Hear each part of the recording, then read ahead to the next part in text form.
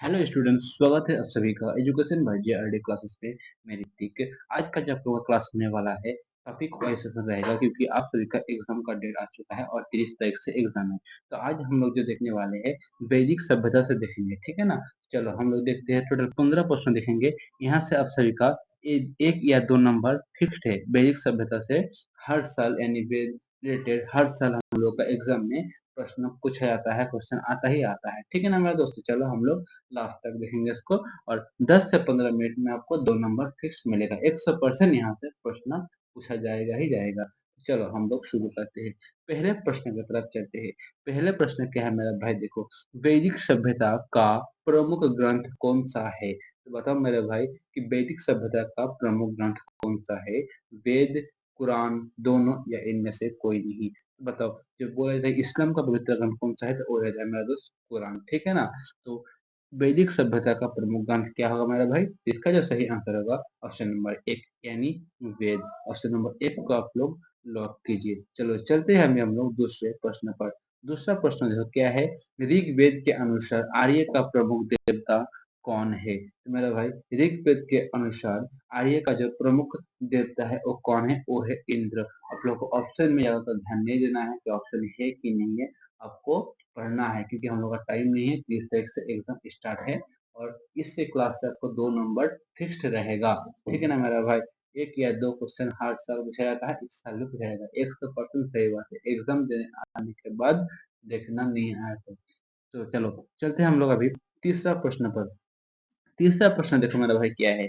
वैदिक समाज में वरुण किस देवता के रूप में पूजे जाते थे। तो बताओ मेरा भाई, जब वरुण था वो किसके रूप में पूजे जाते थे।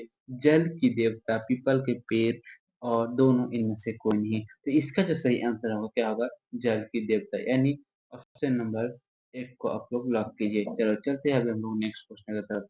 नेक्स्ट प्रश्न जो हम लोग का है, वैदिक काल में शिक्षा का प्रमुख केंद्र कौन सा था। मेरा भाई बताओ, वैदिक काल में शिक्षा का प्रमुख केंद्र कौन था। गुरुकुल था, ठीक है ना मेरा भाई। इसका आंसर क्या होगा, गुरुकुल, यानी ऑप्शन नंबर एक इज द राइट आंसर। चलो चलते हैं अभी हम लोग नेक्स्ट प्रश्न की तरफ। नेक्स्ट प्रश्न हम लोग का जो है क्या है।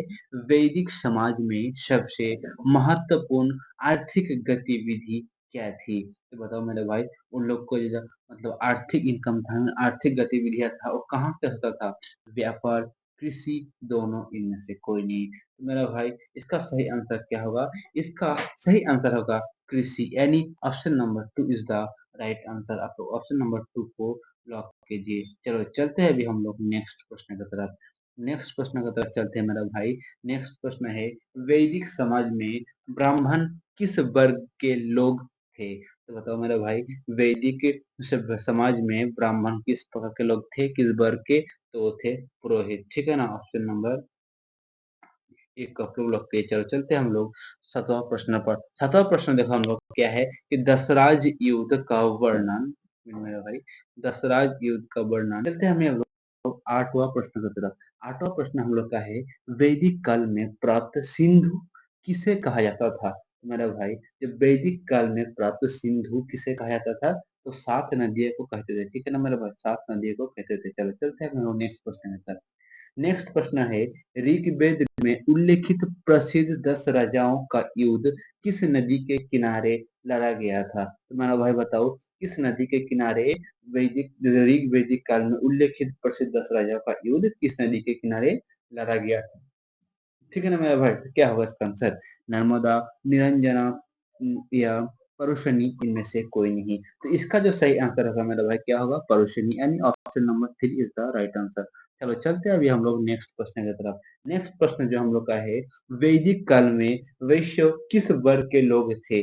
तो वो थे व्यापारी और कृषक, ठीक है ना मेरा भाई। क्या है देखो, वैदिक काल में वैश्य किस वर्ग के लोग थे, तो वो थे व्यापारी और कृषक, ठीक है ना। ऑप्शन नंबर एक इज द राइट आंसर। चलो चलते हैं अभी हम लोग नेक्स्ट प्रश्न की तरफ। नेक्स्ट प्रश्न है मेरा दोस्त, वैदिक काल में उपनिषद का मुख्य उद्देश्य क्या था। तो उसका था दार्शनिक शिक्षा, ठीक है ना मेरा भाई। फिर से एक बार देखो, अच्छे से पढ़ो क्वेश्चन को, फिर आंसर देने की कोशिश करो, और जिसका कुछ भी प्रॉब्लम है वो कमेंट में जरूर बताओ, ठीक है ना मेरा भाई। तो बताओ इसका आंसर क्या होगा कि वैदिक काल में उपनिषद का मुख्य उद्देश्य क्या था?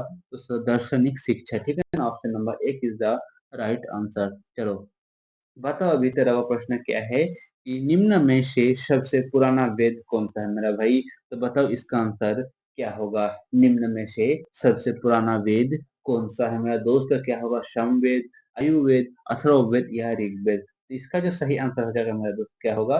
ऋग्वेद, यानी option number 4 is the right answer. चलो चलते हैं अभी हम लोग नेक्स्ट प्रश्न की तरफ। नेक्स्ट प्रश्न है, भारतीय संगीत का वेद किसे कहा जाता है मेरा दोस्त बताओ? भारतीय संगीत का वेद किसे कहा जाता है? ऋग्वेद, सामवेद, अथर्ववेद या आयुर्वेद? तो इसका जो सही आंसर होगा क्या होगा मेरा दोस्त? Samaveda is the right answer. Option number 2 को आप लोग लॉक कीजिए। चलो चलते हैं अभी हम लोग 15 नंबर प्रश्न की तरफ। 15 नंबर प्रश्न और जो लास्ट प्रश्न है क्या है? पुराणों की संख्या कितनी है मेरा दोस्त? तो पुराणों की संख्या कितनी है? 12, 18, 16 या 13? तो पुराणों की संख्या जो है कितना है मेरा दोस्त? 18 है, ठीक है ना? Option number 2 is the right answer. देखो मेरा भाई, और यहाँ से एक सवाल जरूर पूछा जाता है कि वेदों की संख्या कितनी है मेरा भाई? वेदों की संख्या 4 है, ठीक है ना? और पूछा जाता है सबसे पुराना वेद कौन सा है? ऋग्वेद, ठीक है ना मेरे दोस्त? तो हम लोग का आज का जो क्लास था वो समाप्त हो गया है, ठीक है ना? आज का क्लास हम लोग का समाप्त हो गया है। तो दोस्तों मिलते हैं अगले क्लास में। जय हिंद, जय भारत, वंदे मातरम।